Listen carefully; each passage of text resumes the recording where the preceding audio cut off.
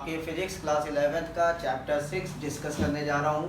And chapter 6 है work, energy and power. आप लोगों को मेरा वीडियो बहुत दिन से इंतजार था, कुछ कारणवश मैं अपने वीडियोस को नहीं बना पा रहा था, लेकिन आज से आपको मेरे वीडियोस फिर से यूट्यूब चैनल पर फिजिक्स क्लिनिक पर आपको मिलेंगे। मेरे चैनल को लाइक, शेयर और ज़रूर करिए, साथ साथ मेरे चैनल्स को सब्सक्राइब भी करिए। चलिए बच्चों, आज अपने इस वीडियो में मैं आपके साथ डिस्कस करूँगा वर्क। सबसे पहले आज हम लोग बात करेंगे वर्क। तो वर्क है क्या? अगर मैं यहाँ खड़ा हूँ और कोई मुझे धक्का देगा या कोई मुझे फोर्स लगाएगा तो मैं आगे बढ़ूँगा, इसका मतलब मैंने आगे बढ़ा, इसका मतलब मैंने कुछ वर्क किया। टू मूव करने के लिए मैंने कुछ वर्क किया। तो वर्क बेसिकली है क्या? अगर हम किसी बॉडी पे फोर्स लगाएं और बॉडी मूव करे in a direction of force, then it means body do some work, और we can say work is said to be done when a force act on a body and body moves by the help of this force in the direction of the force, right? So अगर हम work को define करें तो easily हम कह सकते हैं work is said to be done when a force act on a body and body moves through some distance in the direction of force. तो सिंपली अगर बच्चों हम लोग वर्क को डिफाइन करें तो वर्क की डेफिनेशन हम क्या लिख सकते हैं? when a work is said to be done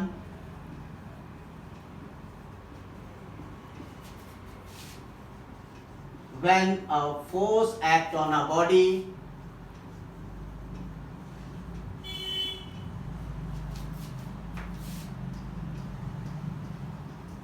and body moves some distance in a direction of force.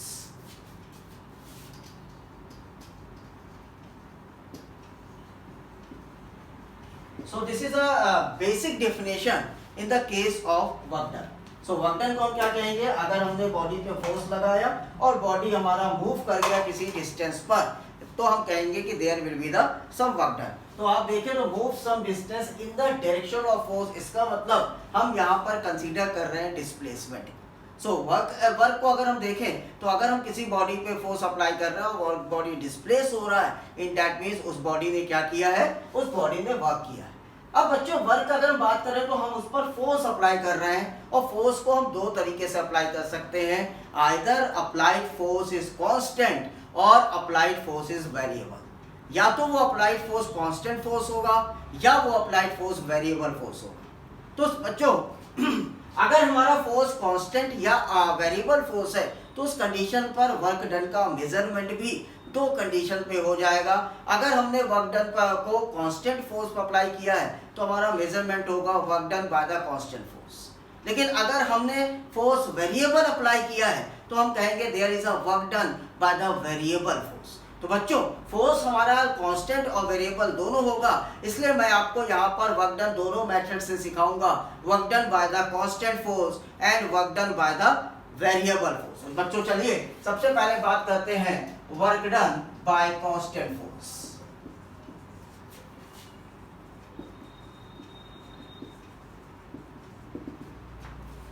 Work done bye constant force, it means हमने जो फोर्स अप्लाई किया वो कांस्टेंट है, वो फोर्स की वैल्यू चेंज नहीं हो रही है, और उस समय अगर कोई बॉडी वर्क कर रहा है तो हम कहेंगे work done bye constant force by the help of that body. Okay, तो इस सिचुएशन को देखने के लिए मैं यहाँ पर दो केसेस दे रहा हूँ। पहला केस मैं ले रहा हूँ measurement of work done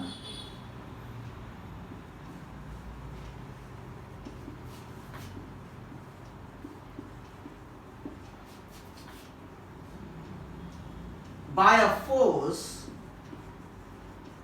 act along a direction of motion. Act along direction of motion. क्या मतलब हुआ इसका? कि हम वर्क डन निकालना चाहते हैं। मान लीजिए मैंने कहा कि मेरे पास कोई बॉडी है और इस बॉडी पे बच्चों मैंने फोर्स अप्लाई किया, इस बॉडी पर मैंने फोर्स अप्लाई किया F, और जब मैंने इस बॉडी पे फोर्स F लगाया तो ये बॉडी डिस्प्लेस हो गया। मान लेते हैं कि वो डिस्प्लेस हो गया S डिस्टेंस, और अब बॉडी मेरा यहाँ दिखाई दे रहा है मुझको, राइट? इसका मतलब हमारा जो फोर्स का डायरेक्शन है बच्चों और हमारा जो डिस्प्लेसमेंट का डायरेक्शन है या डिस्टेंस का डायरेक्शन है वो दोनों अलोंग है, सेम है। तो when we apply the force on a body and body moves along a direction of force, then there will be the work done. यहाँ पर क्या होगा, वर्क डन करा बॉडी ने, और उस वर्क डन को हम लोग कैसे डिफाइन करेंगे, work done is equal to magnitude of the force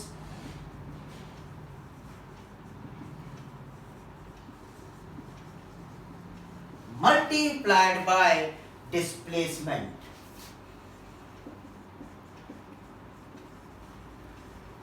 multiplied by displacement, और वर्क डन को अगर मैं W से शो करूंगा तो मैं लिख सकता हूं F into S. It means work done equal to force multiplied by displacement. So this is the measurement of work done by a force act along the direction of the motion.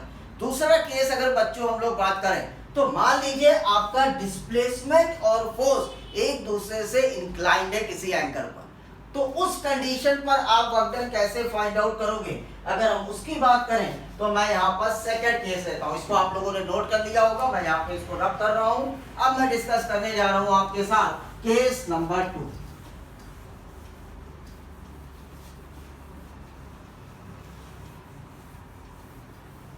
Case number 2 में हमें क्या सीखना है, हम case number 2 अगर देखें बच्चों तो केस 2 हम निकालने जा रहे हैं मेजरमेंट ऑफ वर्क डन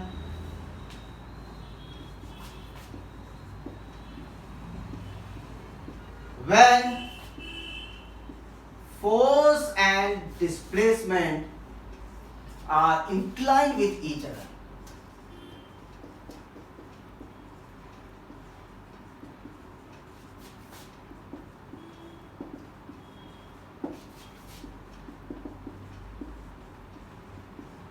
अगर फोर्स और डिस्प्लेसमेंट दोनों एक दूसरे से इंक्लाइनेशन है, दैट मींस कुछ एंगल पर हैं, उस कंडीशन पर वर्क डन क्या होगा वो देखते हैं. तो मान लीजिए मैं कहता हूं कि ये मेरी एक बॉडी है और इस बॉडी पे मैं फोर्स अप्लाई कर रहा हूं और फोर्स हमारा डिस्प्लेसमेंट से कुछ एंगल पर है. तो ये हमने कहा हमारा अप्लाइड फोर्स है. जो अप्लाइड फोर्स, जब ये फोर्स अप्लाई होगा तो बॉडी मूव करेगा. अप्लाइड फोर्स बॉडी के साथ डिस्प्लेसमेंट के साथ एंगल बना रहा है theta.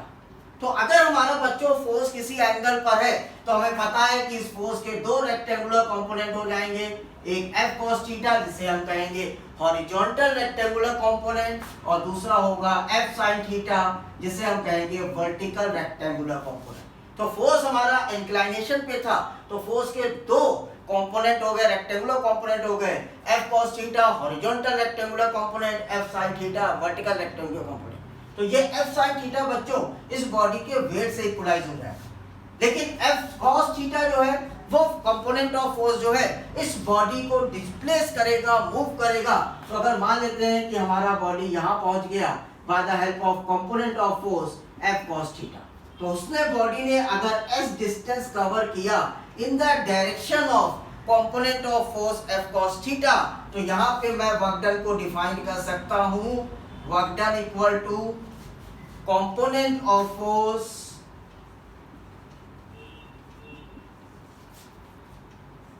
in direction of displacement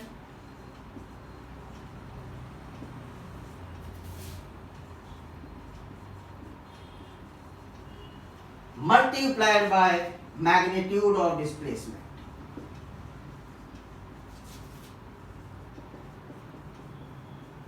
right. अब अगर इसकी न्यूमेरिकल वैल्यू को यहाँ पर पुट करें मैग्नीट्यूड ऑफ डिस्प्लेसमेंट, तो हम लोग लिख सकते हैं कंपोनेंट ऑफ फोर्स हमारा बच्चों क्या है F cos थीटा और डिस्प्लेसमेंट कितना है बच्चों s. तो यहाँ पर W कितना हो गया F cos theta into s. अब अगर इस फॉर्मूले को ध्यान दीजिए, राइट, मैं यहाँ से डायग्राम हटा रहा हूँ. ओके, अगर इस फॉर्मूले को देखें तो क्या फॉर्मूला मैंने लिखा है, मैंने लिखा है F s cos थीटा. अब आपने पढ़ा होगा वेक्टर, मैंने जब आपको वीडियो में दिखाया था तो मैंने कहा था अगर दो वेक्टर्स का क्रॉस प्रोडक्ट लेंगे या दो वेक्टर्स का डॉट प्रोडक्ट या स्केलर प्रोडक्ट लेंगे तो उसकी स्केलर प्रोडक्ट होता है, अगर दो वेक्टर A और B हैं तो उसका स्केलर प्रोडक्ट होगा AB cos थीटा. तो आपको पता है कि force is a vector quantity, displacement is also vector quantity. तो अगर हम देखें तो इस फॉर्मूले को हम लोग लिख सकते हैं F dot S in vector form. So in the vector form we can write F dot S is equal to W. और हमें पता है कि F dot S is called as a scalar product of force and displacement, and this is a scalar product. It means work done is a scalar quantity. Work done कैसी होगी? हमेशा scalar quantity होगा. Work done का कोई भी direction नहीं होगा. Work done always have a magnitude. तो यहाँ पर यह बात क्लियर हो गई. हमारे पास फॉर्मूला मिल गया कि work done equal to F cos theta और F डॉट S. अब मान लीजिए आपकी बॉडी इंक्लाइंड है, यानी कि यहाँ पर तो एंगल है. अगर ये बॉडी आपका फोर्स आपने अप्लाई किया है along the direction of displacement, तो फोर्स और डिस्प्लेसमेंट बीच का एंगल कितना हो जाएगा? 0 हो जाएगा. तो अगर आप यहाँ पर थीटा 0 पुट करोगे तो cos 0 की वैल्यू आपको 1 मिलेगी और आपको पहले वाले केस का आंसर मिल जाएगा. Work done equal to force, magnitude of the force multiplied by magnitude of the displacement. लेकिन अगर किसी इंक्लाइनेशन पे आपने फोर्स बच्चों अप्लाई किया है तो आप उस इंक्लाइनेशन एंगल की वैल्यू पुट करिए. Now you get the value of work done and that work done always have a magnitude, no direction. So work done is a scalar quantity. Okay, चलिए आगे बढ़ते हैं. बात करते हैं बच्चों अब अपने एक नए टॉपिक की, the nature of work done. चलिए बच्चों अब डिस्कशन आगे बढ़ाते हैं और बात करते हैं nature of work done in different situation.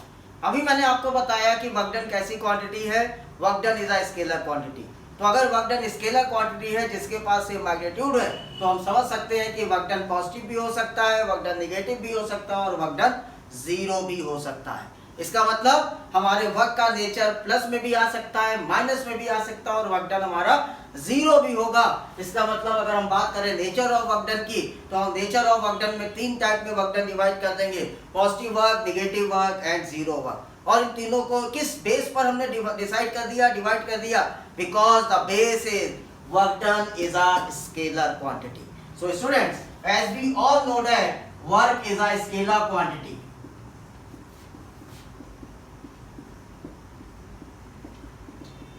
So its value may be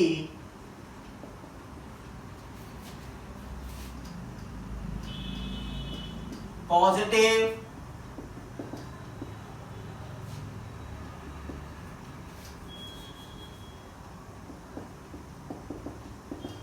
negative और 0.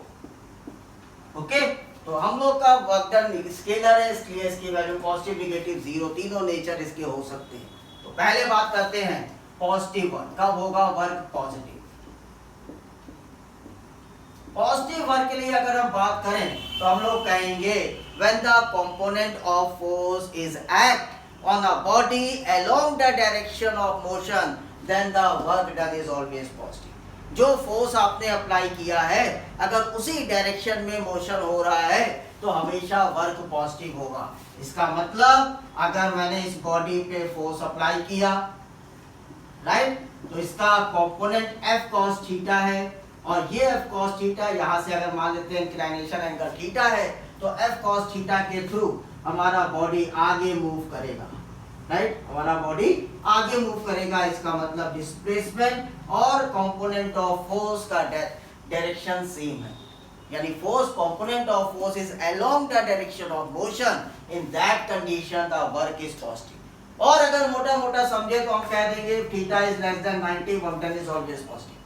अगर इस थीटा की वैल्यू 90 से कम है इसका मतलब एक्यूट एंगल अगर है तो एक्यूट एंगल की कंडीशन पर हमेशा वर्क डन पॉजिटिव होगा.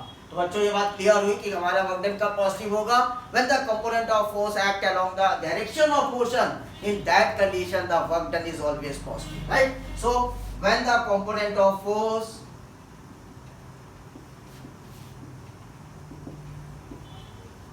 act along the direction of motion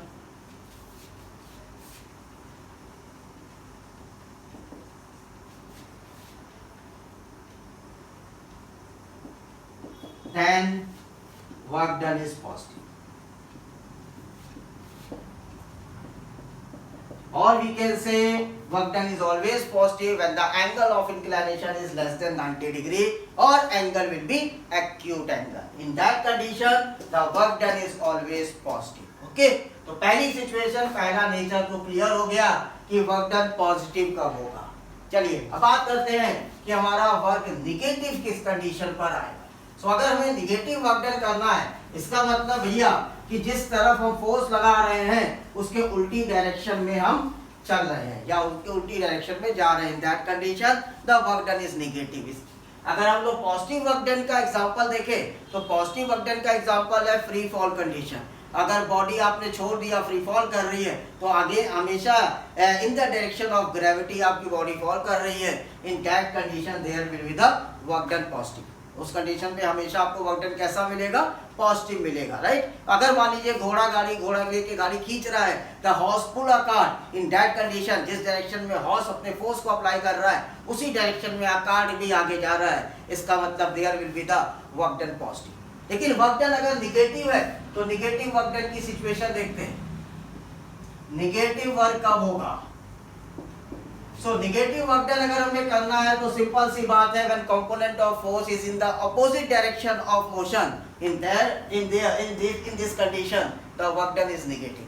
जब आपका कंपोनेंट ऑफ फोर्स अपोजिट होगा मोशन के, उस कंडीशन पर वर्क डन नेगेटिव होगा। इसका मतलब मैंने फोर्स अप्लाई किया लाइक दिस, ओके, सो और आपका बॉडी मूव कर रहा है इधर, तो ये दिस एंगल इज थीटा।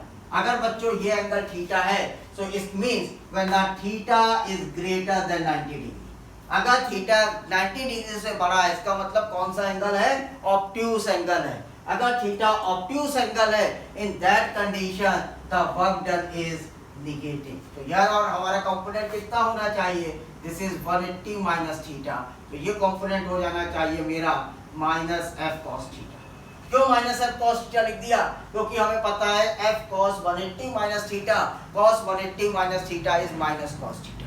तो ये कंपोनेंट मेरा बन गया माइनस एफ कॉस थीटा। अब अगर मैं वर्क डन देखूं तो मेरा फॉर्मूला आ गया minus F S cos theta, right. तो अगर हम इस सिचुएशन को रखें, यहाँ पे थीटा की वैल्यू आपको रखनी है, यहाँ पे 180 माइनस थीटा आप रखेंगे, राइट। तो 180 माइनस थीटा की सिचुएशन पे आपको माइनस वर्क डन हमेशा नेगेटिव मिलेगा। या मोटी बात समझिए, when the direction of motion is when the force applied or component of force is in the opposite direction of motion, in that condition the work done is negative। अब ये example क्या ले? अगर हम देखें तो अगर हम किसी बॉडी को स्लाइड कर रहे हैं, रफ सरफेस पे मूव करा रहे हैं, तो वहां पर फ्रिक्शन फोर्स होगा। फ्रिक्शन फोर्स के अगेंस्ट अगर कोई बॉडी मूव कर रहा है, then work done is negative. अगर हम बाइक चला रहे हैं और हमने अचानक ब्रेक लगाया तो अप्लाइड फोर्स के कारण हमारा गाड़ी रुक गया, there the work done is negative, right. So work done negative कब होगा? जो हमारे डिस्प्लेसमेंट के अपोजिट फोर्स लगेगा, इस कंडीशन पे हमेशा मेरा वर्क डन कैसा रहेगा? नेगेटिव रहेगा। तीसरी बात अगर बच्चों हम लोग करें for the zero work done, तो वर्क डन जीरो कब हो जाएगा भैया? हमें पता है कि वर्क और जो है वो एफ डॉट एस है, और ये बात भी हम लोगों ने सीखा था कि अगर दो वेक्टर क्वांटिटीज का डॉट प्रोडक्ट जीरो कब होगा? जब दोनों वेक्टर क्वांटिटीज एक दूसरे के परपेंडिकुलर हो। So when two vectors are perpendicular to each other, their dot product must be zero. तो यहाँ पर दो वेक्टर क्वांटिटीज कौन कौन सी है? यहाँ पर एक वेक्टर क्वांटिटी है फोर्स और दूसरा वेक्टर क्वांटिटी है displacement. So whenever force and displacement are perpendicular to each other, force and displacement are perpendicular to each other, in that condition the work done always, इस condition पर हमेशा work done कितना हो जाएगा भैया?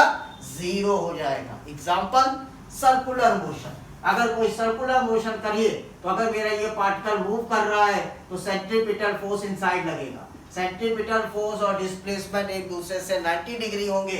Now in that condition, in the case of circular motion, the work done will be zero, right. तो अगर force और डिस्प्लेसमेंट एक दूसरे से 90 डिग्री पर है तो हमारा वर्क डन हमेशा कैसा रहेगा बच्चों? जीरो रहेगा, राइट। तो तीन सिचुएशन, तीन नेचर हमने देखा जहां पर हमारा वर्क डन जीरो है, राइट। सॉरी, जहां पर हमने तीन सिचुएशन देखा, नेचर देखा, work done positive, work done negative, work done zero. Work done positive कब होगा? जब फोर्स और हमारा डिस्प्लेसमेंट एक ही डायरेक्शन में। वर्क डन नेगेटिव कब होगा? जब डिस्प्लेसमेंट और फोर्स एक दूसरे से अपोजिट डायरेक्शन में हो, इसका मतलब थीटा ग्रेटर देन 90 डिग्री। और वर्क डन जीरो कब होगा भैया? जब थीटा इक्वल टू 90 डिग्री हो गया तो वर्क डन जीरो हो गया। अब तीनों बातों को एक जगह पर समराइज कर देते। When theta less than 90, work done positive. when theta greater than 90, work negative. When theta equal to 90, work 0. तो ये छोटी सी बात ध्यान रखनी है अगर हमें अपने वर्क डन का नेचर समझना है कि कब पॉजिटिव है, कब निगेटिव है और कब जीरो है। होप आपको आज मेरा इस बेसिक लेक्चर समझ में आया होगा, अच्छा लगा होगा। अगर आपको मेरे वीडियोस अच्छे लग रहे हैं तो लाइक शेयर करना ना भूलें, साथ साथ मेरे साथ जुड़े रहें नेक्स्ट वीडियो के लिए। अब नेक्स्ट वीडियो में मैं डिस्कस करूंगा unit dimensions of the work done as well as work due to the variable force. Okay बच्चों, thank you so much, have a nice day.